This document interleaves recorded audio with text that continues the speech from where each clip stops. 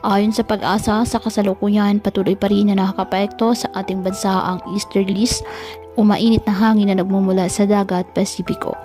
Sa ngayon, wala pong bagyo o low pressure area na minomonitor sa loob at labas ng ating Philippine Area of Responsibility na maaaring makapekto sa ating bansa.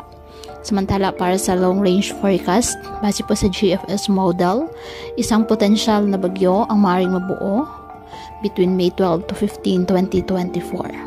At kapag nagkataon, papangalan itong agaton ng Pag-asa.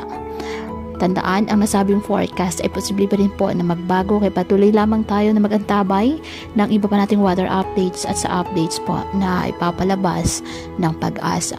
Ngayong araw, ang Metro Manila at nalalabing bahagi ng ating bansa, asahan po ang mainit at malinsangang panahon. Asahan lamang po ang tsansa ng mga localized thunderstorms.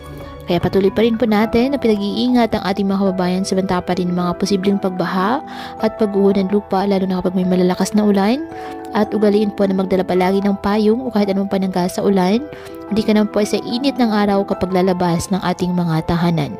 At yan po muna ang update sa lagay ng panahon ngayong araw. Muli patuloy po tayo na mag-ingat at palaging tandaan, God loves you. Stay safe and God bless.